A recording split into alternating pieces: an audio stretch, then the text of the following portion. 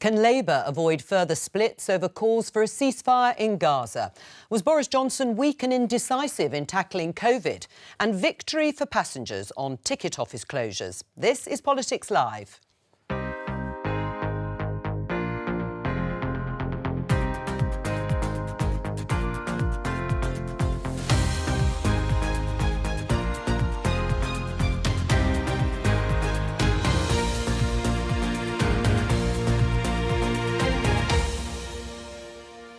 Joining me today, former Justice Secretary Sir Robert Buckland, Shadow Cabinet Office Minister Pat McFadden, Rosa Prince from Politico and the Daily Telegraph's Deputy Comment Editor Annabel Denham.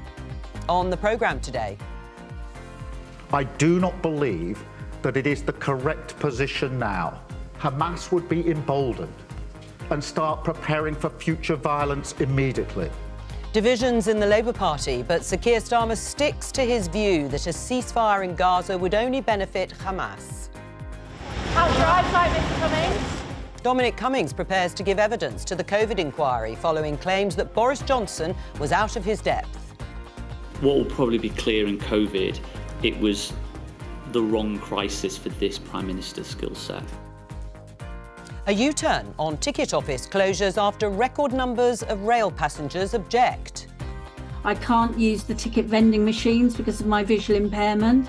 They're just not accessible to me, and they're also at the wrong height. And why are victims of crime waiting so long for their cases to be heard?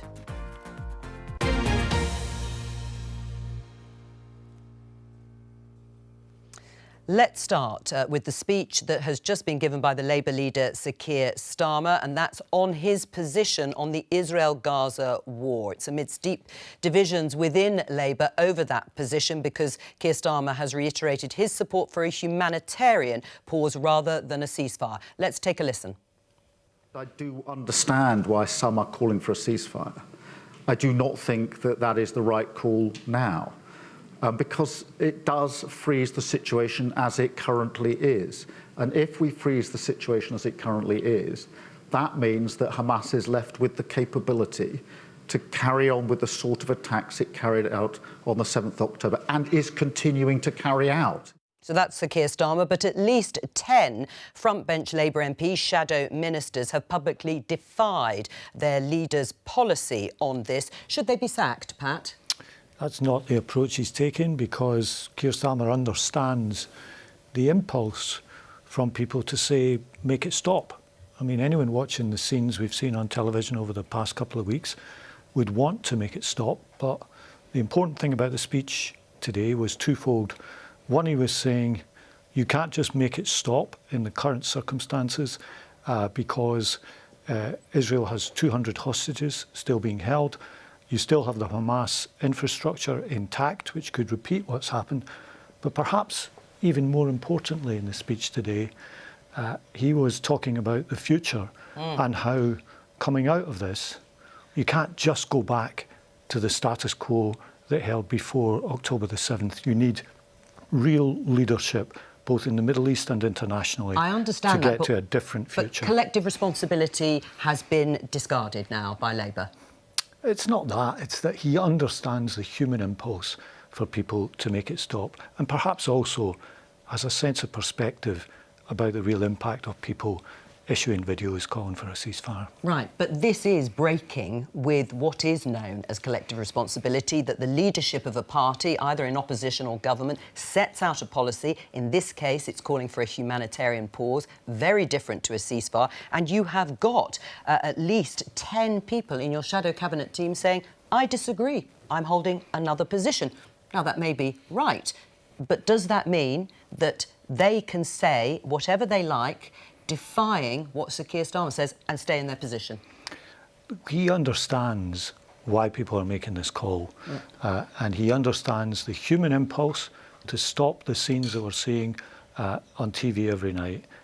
He's completely understanding of that, but the purpose of the speech today was to set out why that's not his position, not the position of the party, and to make some very important points about a new future for Palestine beyond this. Robert Buckland, this is such a sensitive issue, and it is a war, as the Israelis are calling it. Should there be a diversity of views allowed in this instance, an exception to that rule of collective responsibility? Well, look, the opposition is a shadow government, and like the government, it is bound by collective responsibility. Look, I agree with what Keir Starmer's saying. For the clips I've seen, I warmly and wholeheartedly endorse what he's saying.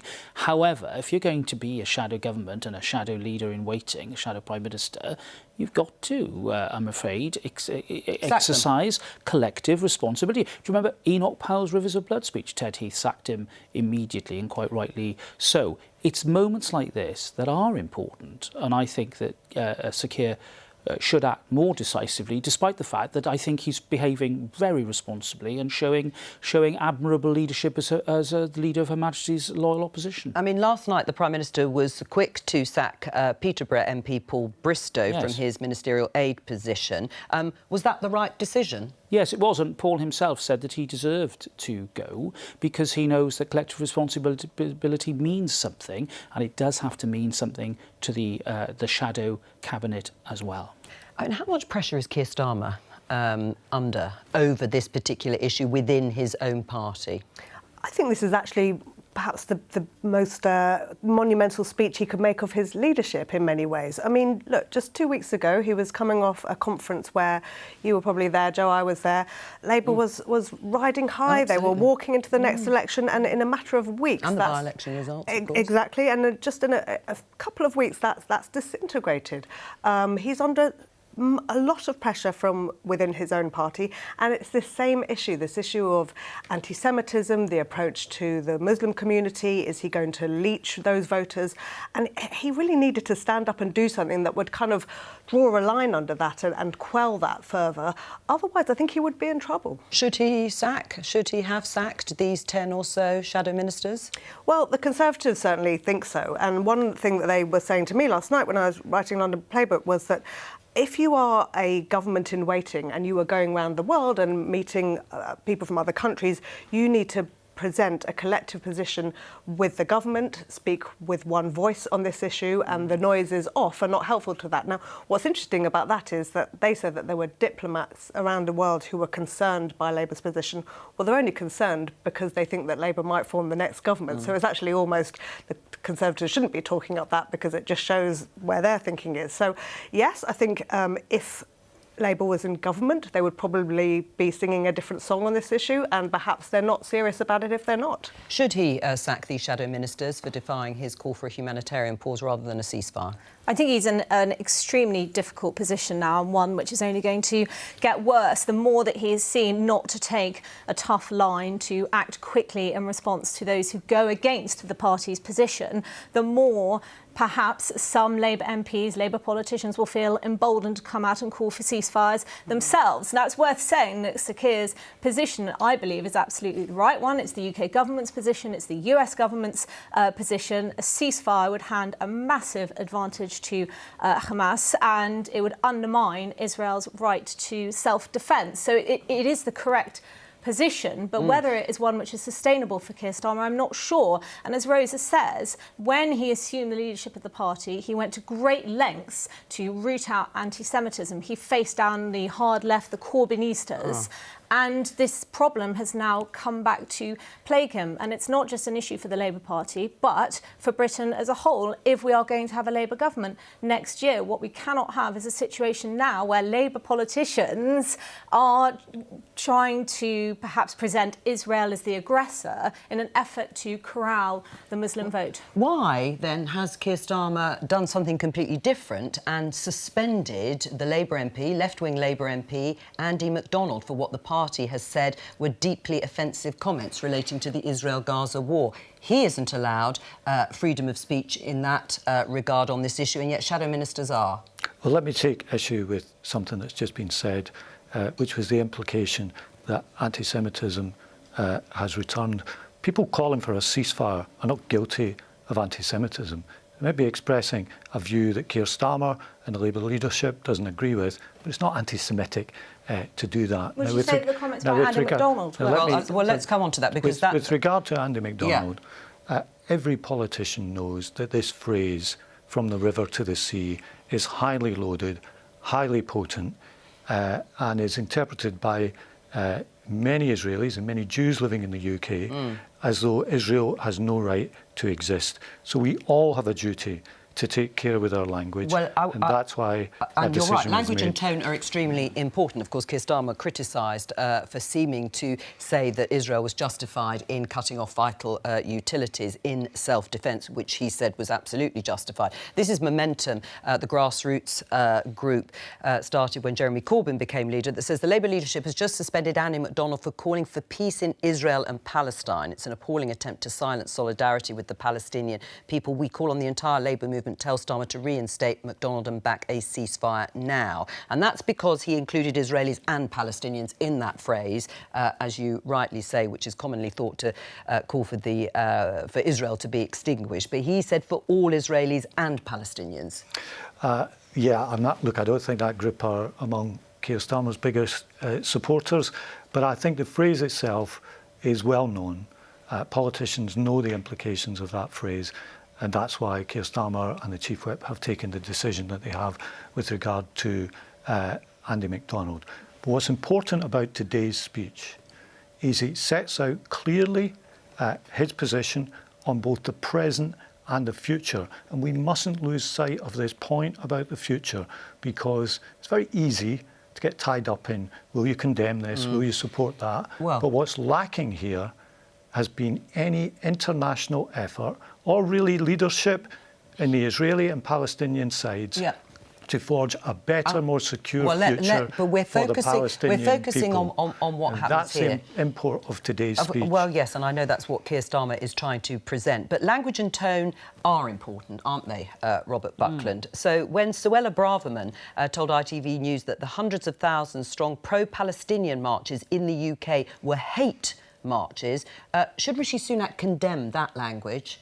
Well, look, I think Suella's right to talk about aspects of the protest that clearly cross the line. Well, she did. She said that all of the marches, strong pro-Palestinian marches in the UK, were hate marches. Well, look, I think all of us will defend the right to freedom of speech, and marches and demonstrations are part of our democratic process, clearly.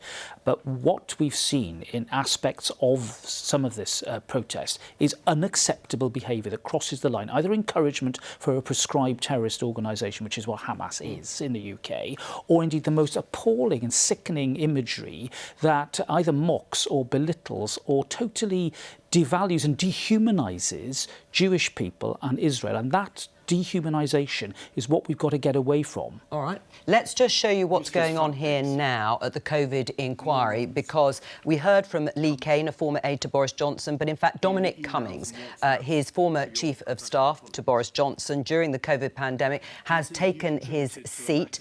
We'll be able to see him in a few moments' time. We'll keep listening across. There he is, listening to the opening remarks there being made to him. We'll report anything that he says that is relevant to the COVID inquiry, because the opening remarks usually include some basic due diligence in terms of who is giving evidence. But some of the things that we already know, apart from the fact that both those men left under a cloud, Dominic Cummings and Cain, at the end of 2020, when they fell out with the former Prime Minister. Now, the inquiry has been looking at WhatsApp messages sent by officials at the time, and they paint, well, let's put it this way, a somewhat chaotic picture of what was going on. This is from Simon Case, the Cabinet Secretary, the top official in the administration. He says, I am at the end of my tether. He, that's Boris Johnson, changes strategic direction every day. He goes on to say it has to stop. Government isn't actually that hard, but this guy is making it impossible. This is from Dominic Cummings. He says, totally agree. And he's careering around on WhatsApp as usual, creating chaos and undermining everybody, just to say he obviously hadn't looked at the spell check on the word careering. Robert, you know Boris Johnson well. You worked with him in government. Was he the wrong Prime Minister at the wrong time in terms of dealing with a pandemic? Look, you can't pick and choose your Prime Ministers for the crises and challenges you have. But was he the wrong man at the wrong time? I just think that is an idle question. He was the Prime Minister at the time, and I can tell you that on the big calls, he got it right. Now, I think the inquiry is doing important work. I might well be giving evidence to it myself, so I'm not going to in any way say anything about the process of the inquiry.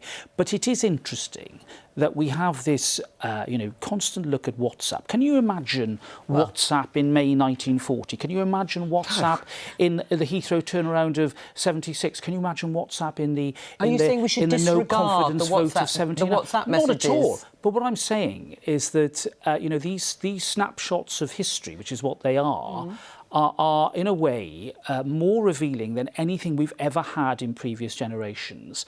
And I just think that we need to just pause and remember that when people are under stress, making big decisions, you're going to get this sort of exchange, because that is what would have happened verbally. Yeah, but do you think they're accurate at every great in terms of reflecting big what was going moment on at of our the time? history? Look, I think that there is a tendency for us to pore over the detail and lose sight of the bigger picture here. Inevitably within government there was going to be hot debate about the decision to lock down an entire country. One of the biggest peacetime decisions, the biggest peacetime decision we ever had to make. That was not an easy call, and therefore I think people are to be forgiven if there were times of stress, times of disagreement and hot debate about precisely what to do. Well, Pat, do you accept that? I mean, would a different Prime Minister have come to a different conclusion? Would we have had a materially different outcome? Well, the people giving evidence yesterday seemed to think there was something specific about the way that Boris Johnson was taking decisions or not taking them. Look, I think two things really emerged from the evidence. We knew Boris Johnson was chaotic anyway. That much itself is not news. The problem with this was chaos in the middle of a national emergency, which had implications for losing lives. That the stakes could not have been higher. At the moment, we are told he was changing his mind on a daily, if not hourly basis.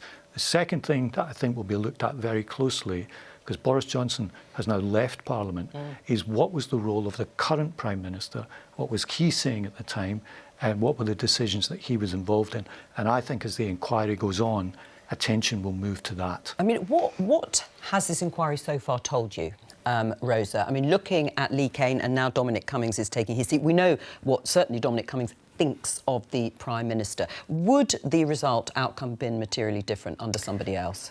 You're right. I mean, I think this evidence is quite shocking, but not particularly surprising. I think it sort of paints in Technicolor the picture we all have sensed over the various inquiries into Partygate and the Cummings evidence before the Health and Social Care Committee a year or so ago. So no surprises. But look, I'm a journalist. I think the public should know these things, and I think it's really important that we have open government. And also, you would think that people would be wise enough in this day and age to know that those messages probably aren't going to stay private. So I think it's a cathartic experience for us all to watch it. I think it's important. Whether it'll tell us something that we didn't know, I'm not so sure. Maybe, as Pat said, maybe we'll have to think more carefully about the calibre of person we elect, because you... Again, as Robert said, you don't pick your crises per Prime Minister. The Prime Minister has to be able to deal with anything that comes their way. Annabelle? I think Robert's initial point is a really important one, that you don't get to choose which Prime Minister you have at a given time when a particular crisis is going to hit, and you don't choose the nature of specific emergencies. So I'm a little bit concerned about the pile onto Boris and the fact that so much blame is being laid at his door. I'm not his number one fan. I think to set rules and then not adhere to them is absolutely appalling. I wasn't too pleased when he launched an anti-obesity strategy after suffering from COVID himself. But when it comes to the criticisms that have been levelled against him, the fact that he was changing his mind on a daily basis, this new information came in, the fact that he was indecisive, that's actually something that I welcome. I'd be very worried if we had a leader who was pulling the most authoritarian lever that they could with alacrity without considering all of the evidence. But all of this speaks to the wider issue of what the COVID inquiry is designed to do. And my concern is that at the end of it, with the hundreds of millions spent and the years that it's going to take, we are not going to have a definitive response to the question of whether lockdown was the right tool or whether the cure was actually worse than the disease. Oh, Robert? Well, look, I think let's just remember why we're doing this. We want to learn how to better deal with crises in the future of this nature. And I think the victims groups have put it very well. They want to see politicians and civil servants come forward in all humility and open up in a way that everybody can understand. Now, look, if the inquiry does that rather than gotcha moments, then exactly, then I think we will be doing a service to those who lost loved ones and to all of us who went through the biggest crisis in our peacetime history. Right, is it going to bring any sort of comfort to the families who lost people during the COVID pandemic? A sense of getting to the truth of actually what happened? Well, I wouldn't presume to speak for them. I suspect when they saw the evidence we saw yesterday, comfort wouldn't have been the first emotion they would have felt. Look, the picture that we've seen here isn't a Prime Minister knowing he's got a really big decision and calmly trying to work through all the evidence and weigh up the options. We don't have that picture. We have a picture, first of all, of a Prime Minister who's absent from quite a lot of things, not attending Cobra, 10 days without any exchange of messages at all, rumours that he was distracted by other things, and changing his mind on a daily or an hourly basis. This wasn't someone facing a grave decision, working through all the evidence. It was chaos, and chaos with consequences. Pat, there was never a settled body of evidence. There wasn't a question of us on day one having all the evidence. The evidence, as you remember, was emerging daily. SAGE was having lots of meetings. There were lots of different views within SAGE, which was a big body. And again, I think we've got to ask questions about how that worked and whether it worked as well as it could. This was a very fluid time for all of us. And, making decisions without a guidebook, flying a plane, if you like, sort of in a blizzard, blind, was extremely difficult for all of us. And what we did was we looked at other countries, we learned from international experience, and we did the very best that we could in order to save lives and lock down in a way that the country understood. And the country rose to that challenge magnificently. Well, the country did, but the Prime Minister and his office certainly didn't, because we know what happened after this. That's a beautiful description of what the decision-making process should have looked like. The inquiry is painting a very different picture indeed. I mean, this is quite a difficult sentiment for people to digest. This in the HuffPost headline. Boris Johnson said, Rosa, people will die anyway soon, COVID inquiry hears. One-time aide to the ex-Prime Minister claims he was likely to have said, why are we destroying the economy for people who will die anyway soon? What do you make of that? Yeah, I think that's just going to be devastating to the families. We've already heard some of them speak today and say that their loved ones weren't dispensable and that they're upset that this language was used. I think you're right, people will always have private discussions, but you would want to think that the men and women we elect to run the country and take these incredibly difficult, as it turns out, life and death decisions would have a bit more gravitas than this. Well, I mean, it may have been very crassly put and insensitively so, but of course, at the time, Boris Johnson probably didn't think it was going to be made public. But is there a point to what he says when we think of the discussions, the points that you've raised, Annabelle, about the economic price that was paid too? I believe that this is actually based on a false premise, because once people live to 80, I think they then live on average to 86 or 87, whereas Boris Johnson was looking at the life expectancy across the nation. And of course, we should be in a position where we want people to live as long as possible. So this was profoundly insensitive and arguably not the right approach. But the real concern was that thorough cost-benefit analyses were not being done. We weren't looking at the impact of closing schools for many months, and we've had so much data come out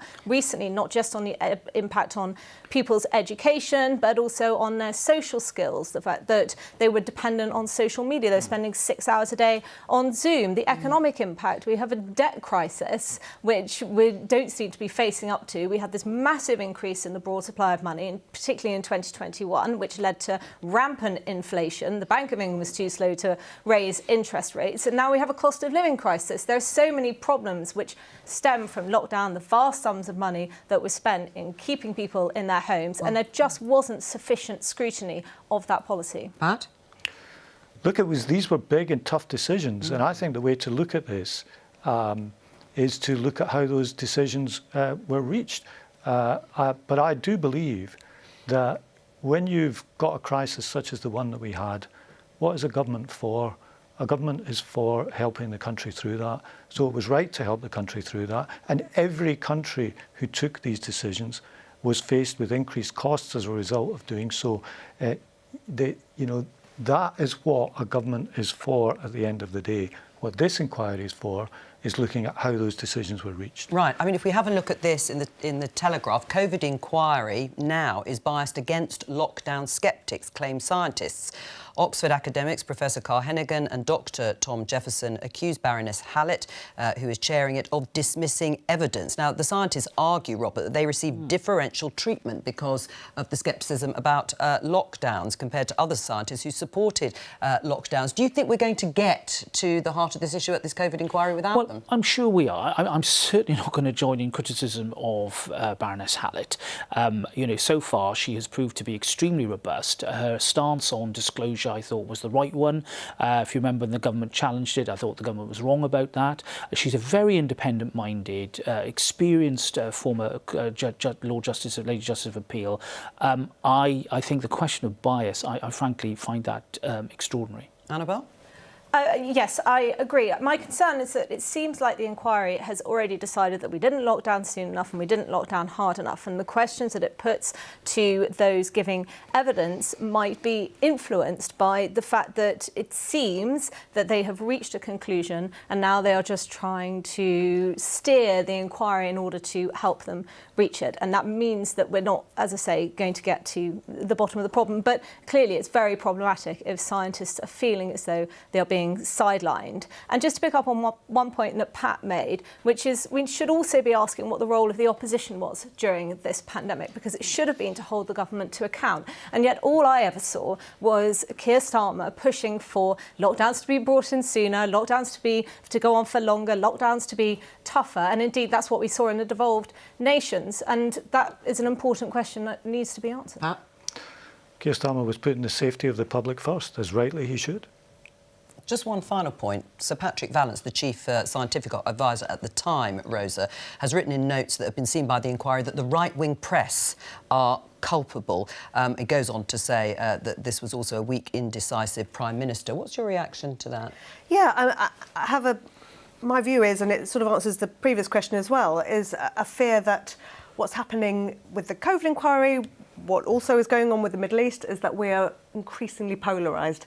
And it kind of doesn't really matter what Baroness Hallett is going to say. I feel like no one's going to change their mind about whether lockdown was a right decision or not. Right. And the right-wing press, as you say, will take a view, and other papers will take a view. And we're sort of all slightly conflicted state of mind on all these issues. Right, well, that's an interesting point to end on, because we're going to talk about court backlogs. If we have a look at BBC News headline, top prosecutor warns of enduring justice delays. This is from Max Hill. He's the departing Director of Public Prosecutions, head of the Crown Prosecution Service that decides which cases go to court broadly, and he's warned that an unprecedented backlog of cases awaiting trial is not going to be resolved anytime soon. Let's talk to Criminal Defence Solicitor Stephen Davis. Hello to you. What do you see day to day in courts? Good afternoon. Well, day to day, the criminal justice system, in my view, has collapsed. The outgoing DPP is entirely correct. The backlog in the criminal courts is not going away anytime soon. And in my view, we're talking 3, 4, 5 years before it does start to go back to pre-pandemic levels. And the reality is the backlog made worse by the pandemic, but it already increasing before the pandemic. And in my view, it was caused by a number of reasons, but predominantly a lack of criminal advocates in court and a lack of judges. And for that reason, in my view, the system has collapsed and victims and defendants are both left waiting in limbo, and justice isn't being done. Right, and the people, as you say, victims and defendants, I mean, how does that affect people, that sort of court delay? Well, to give you an example, I represented a defendant accused of a very serious offence of rape, and that allegation made its way to trial, but the defendant was waiting a number of years before he was even charged. So there's two types of delay in the criminal justice system. There's the pre-charge delay and the post-charge delay. And pre-charge was created by an Act of Parliament in 2017, which essentially created what's called released under investigation.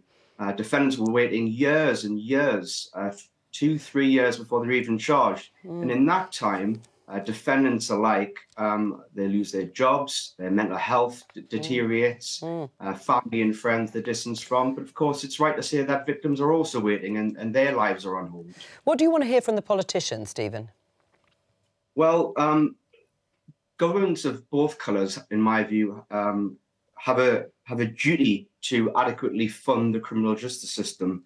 There was an independent review of the criminal legal aid system by the now Lord Bellamy KC, and he stated that 15% was needed for defence lawyers as a bare minimum in order to stabilise the patient. I'm afraid that the patient is dying, or rather it's dead, because the government have simply failed to fund criminal justice properly. I'd like to see the government commit to funding both prosecution and defence properly, recruit judges so that Crown courts up and down the country are not left vacant. Today, or rather the average statistics is that 10 to 15% are left vacant. Why is it that Crown courts are sitting idle? All right, Stephen Davis, he'll stay with us while we open up the discussion. I mean, you were one of 11 Justice Secretaries the Conservatives have had in the last 13 years. Listening to what Stephen said, the system has collapsed and the funding has meant courts lying empty. Do you want to apologise on behalf of the government for this complete failure, What I first of all want to say, I think Stephen's point about governments of both colours is certainly my experience as a criminal barrister before I became an MP. You know, this system has been in a problem and in decline for about 20 years. I've been watching this. I'm pleased that when I had my chance to serve, I ordered what became the Bellamy Review because I felt very strongly the criminal defence fees had not kept pace with inflation. You know, it had started really in the noughties under Labour when Labour politicians... Hold on, Pat. I've got a long memory about this. I remember Labour politicians describing criminal solicitors and barristers as fat cats. And that's not... I'm afraid you can say that as much as you like, but this is a long-term problem. Well, now, my view now, I agree with Stephen, I think that the full Bellamy review proposals should be implemented. Some have, but not all. And I think that the decision I took to lift the limit on court sitting days was the right one. Right. And now... But it clearly hasn't solved the problem, has it? It's just got worse. What has happened is that because there's been the decline in criminal work, that fewer younger barristers have come into the system and we don't have enough people to do the work. And it's happening in criminal defence solicitors' firms as well. So this problem, as Max Hill, the DPP, said, it isn't going to be solved quickly, but it is a cumulative problem that goes back, I'm afraid, a long time. Tackling court backlogs is not among Keir Starmer's 5 key pledges. Should it be? Look, I think if we are fortunate enough to win the election, we're going to inherit a very difficult situation. This will be one of a number of public services which aren't working as well as they used to. We see the same thing in the health service. We see the same thing in the transport system. Every time you look, after 13 years, things not working as well as they could. And look, I'd love to sit here and be able to say, we'll give it a huge funding increase. We'll give everything a huge funding increase. But Stephen says that's what it needs. So you can't commit to the duty that he says a government has to fund the criminal justice system. The true honest answer is that there will be big demands from public services for increased funding, and those things will take time precisely because of the economic situation that we will inherit. And that's true of the court system and a number of other areas. So we're not going to go into the election promising big funding increases that we can't actually meet. Well, Stephen, can I just get your response to what you've just heard? Well, I'm afraid victims of serious allegations, victims and defendants are simply going to be waiting for years. And it's no surprise to me that victims drop out of proceedings. The reality is there couldn't be a better time to be a criminal, frankly. I've heard on good authority that the police simply cannot interview suspects of rape because there isn't enough duty solicitors to attend. There's not enough criminal advocates, barristers alike. There's simply not enough people to do the job. And in my view, this is an ideological decision not to fund the justice system. And both Labour and the Conservatives must, in my view, fund this properly. Otherwise, we will simply not have a functioning justice system. If we don't have that, then I'm afraid we don't have a civilised society. Right. I mean, that's a pretty damning indictment. The system is broken. Why hasn't this been a priority? I mean, it isn't, is it? Justice isn't a priority. It's sort of been swapped in and out of various Home Office departments and individual departments. But look at the 11 Justice Secretaries. Why don't governments care about it? Yeah, you're right. I think when it comes down to do we want to give a pay rise to nurses or to barristers, every government has looked at that question and gone with the nurses. Although barristers did, of course, get a pay rise relatively recently, didn't they? They did, but the truth is Labour back in the day, it was tough on crime, tough on the causes of crime. If you are not putting these people away, if you are saying, as Stephen suggests, that there's an effective amnesty for some crimes, particularly sexual offences, domestic violence, I think was one of the issues that was raised in the BBC interview, then that is not serving your voters, that's not serving the electorate. And it does play to this broken Britain narrative that I'm afraid the government has attracted in the last year or so. And why do you think it's not been a priority, or enough of a priority? I think that governments are never rewarded for penal reform, but at the same time they're also not rewarded for being seen as soft on crime. Look, this reeks of political short-termism. Criminal justice ought to be a priority for the government, not something that sees dwindling amounts of funding over a 13-year period. And of course, it's not just the court system that's completely gummed up. We have overcrowding in our prisons. Our prison estate is crumbling. And again, this is something that successive governments have failed to address. And I suspect that they will be penalised for it at the ballot box. Right. Well, do you agree with that? You can no longer call yourselves the party of law and order. Well, look, as I said earlier, I think this is a cumulative problem. Stephen's analysis, I think, is spot on. I used to this is the best time to be a criminal. I made the point, we did manage to recoup some of those cuts when I was Justice Secretary. We got the biggest single court maintenance increase funding in 20 years, not 10 years, but 20 years, for example. But I always used to say, look, for a few hundred millions of pounds, we could make big differences to the justice system. That is a very different amount of money from what we have to spend in health. And did they not listen to you? I find that because the public don't have an experience of the criminal justice system, they won't go into a court or a prison, most of them, then it has less salience than education and health. Now, that is, I think, a perception that we've got to tackle, and both governments, both parties, need to get real with this, because Stephen's point about the hallmark of a civilised society being a functioning justice system is the right one. Right, well, that is quite candid, isn't it? The Treasury says no. There's no more money to be spent on an issue that perhaps isn't electorally at the forefront of voters' minds. But there are things you can do. There are things you can do. For example, violence against women and girls should be taken much more seriously right throughout the system. Yeah, but specialist you haven't got the policing people to units and actually prosecute these cases. They can't get to court. Look, you know, I do not believe this is a hopeless situation. If you take, for example, the prison places point that was raised, the government has a plan for 20,000 more prison places. It's got £4 billion set aside to pay for those, but only a third of that has been spent because everything takes too long to do. We've got to commit the budgets that are there more quickly to address the kind of problems we've been hearing about. I mean, Stephen, what are the other things? I mean, do you agree with Pat that there are other things that you can do? It isn't just about funding.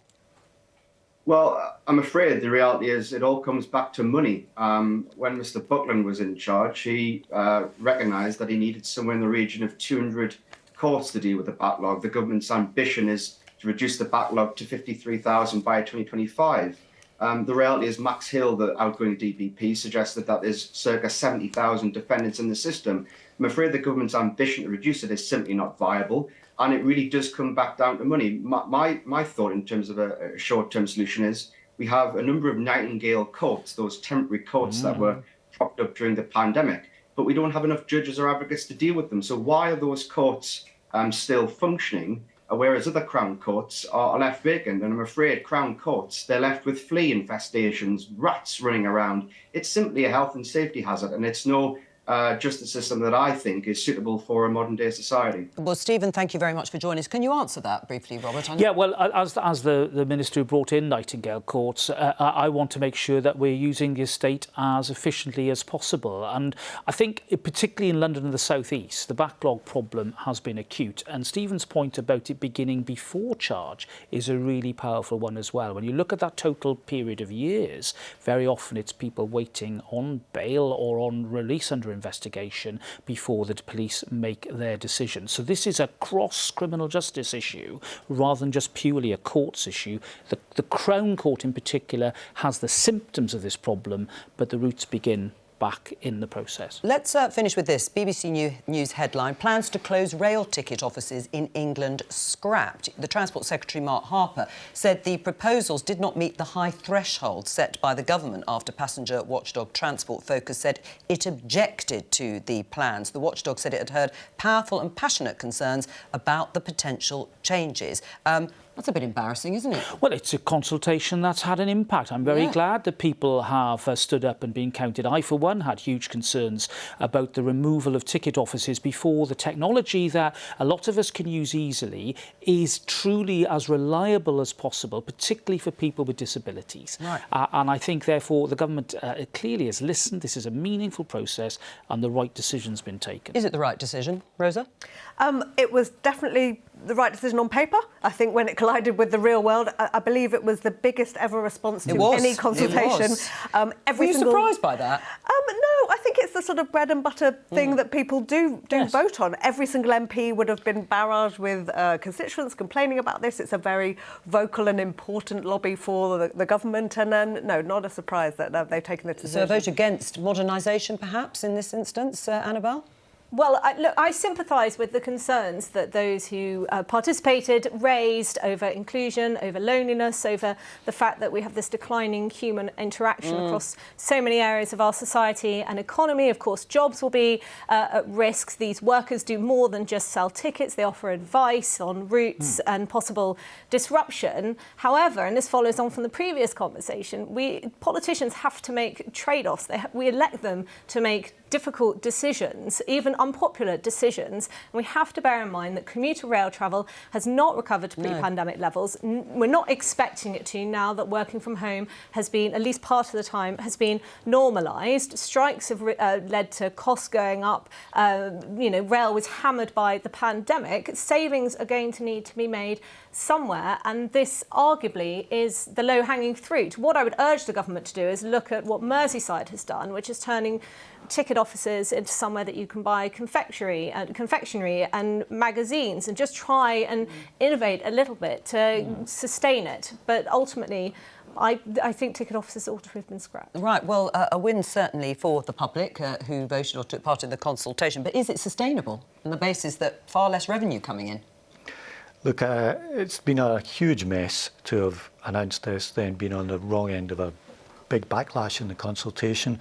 And I think a couple of points emerge from this.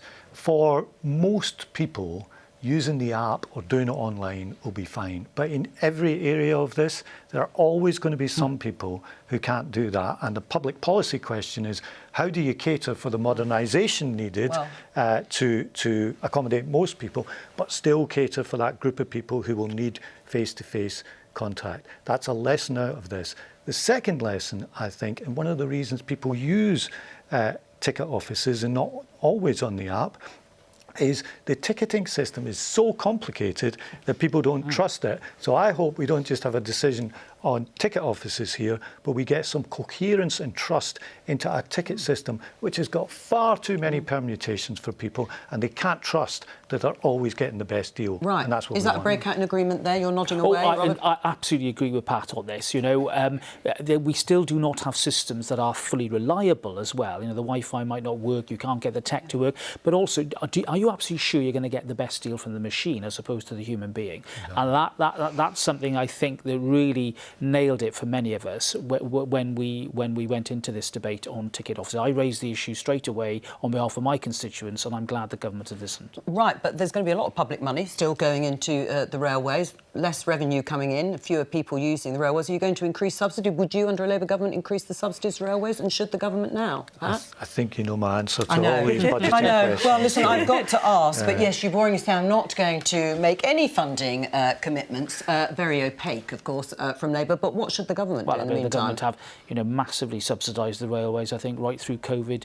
But I think rail use has changed, and we've got to fully understand why it is now that Saturdays and Sundays are the big peak days, as opposed to the old Monday to Friday run. All right, that's all we have time for. I'll be back tomorrow, and it is at 12:15 tomorrow because there's no Prime Minister's question. So please join me then and all my guests. Bye-bye.